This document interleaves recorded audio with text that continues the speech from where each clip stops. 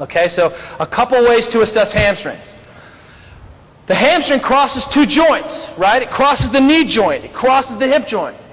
So I need to look at it in two different ways. The first one is I need to look at it by taking all the slack up at the hip. And then the other one is I need to take all the slack up at the knee. Okay? I wrote an article a while ago called Hamstrung. Look, the single biggest way to improve your performance is to stretch, immobilize your hamstrings. It's like taking a gigantic handbrake off your Ferrari. Take the brake off. And what I'm talking about specifically, I'm going this side so you can see, is that, he'll relax that leg for me, okay? So here he is. Oh. Okay, just floppy thoughts with your athletes. So the first thing I'm going to do is I'm going to take him to 90 degrees. So that thigh straight up and down. You're all, watch this because you're going to be responsible for this. And if you can't go home and stretch your mom, you have a problem. Then I'm going to extend the leg, okay? That is the end of his hamstring range. So right now I feel no resistance in the muscle belly. There's nothing. It's free range there. And then literally right there, I have range. So right now, I'm starting to feel the effects of the handbrake on the system.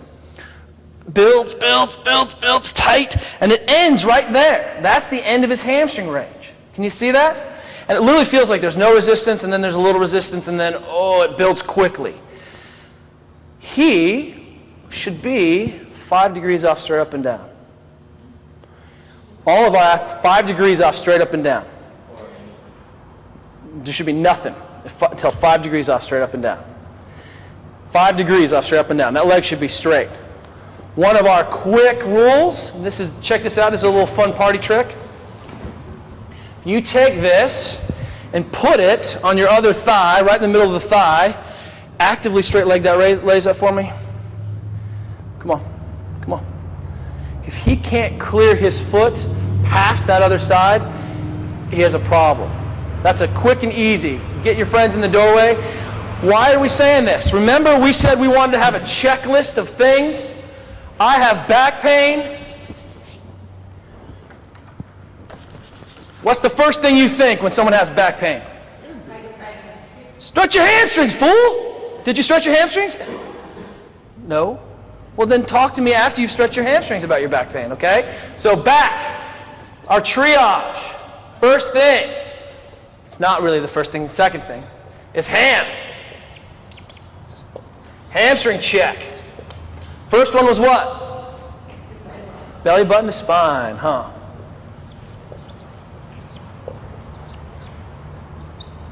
Belly button to spine.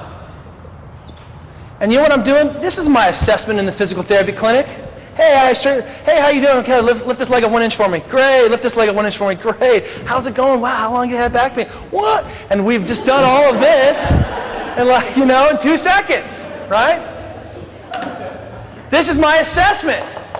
Man, crappy midline stabilization strategies. Tight hamstrings, right? Check. Next one's going to be what? Tight quad, right?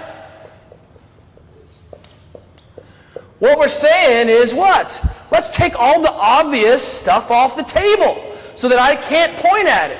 Maybe this guy has a really complex back cancer, right? No, honestly, maybe he has a condition like spondylolisthesis or some slip, or he's had some injury, or he's had a flexion injury, right? And there's something going on there. But I'll know with my assessment, especially if I say, well, let's take off all the other stuff first. Here's my first assessment. Bring it to 90. And I want to show you guys something. This is the end of his hip range. Look what happens to this hip. Can you guys see this hip flexor starting to move here? Right? That's because this hip capsule is so tight that it's dragging his other hip along with it, right? That's the end of his hip range, and it should be right here. Is that going to affect his low back? If he squats, what's happening to his spine, right? What's happening? How much harder is his low back having to work to stabilize his spine as his big, strong, beefcake hamstrings drag him into a bad position? Well, now he's putting more energy into holding against the hamstrings, right? He hasn't done any work yet, right? So if I say, straighten your leg for me, come on, straighten. How hard is this quad working to straighten his leg? No, you need to open the hip all the way on your clean. No, you're not opening your hip. I can't open my hip. I'm under peak tension, and I'm working my butt off just trying to get into a good position. So this has cost him energy to even get into, a little clunk there too, huh? A little pat in the mug, there you go. So getting into a good position for him is costing him stuff, and he hasn't even lifted a weight, snatched body weight, sprinted a 400, right? Can you guys see this? He's got a good set of abs. And it's a good thing because what we have here is often the case, what we call the tail wagging the dog, right? Stiff, tight, strong, muscles have to be commensurate to stabilize. Otherwise, if he gets a little bit tired here, this low back starts to get tired, takes its abuse because the tail is so strong. It's like Hulk tail wagging the dog. Does that make sense to everyone?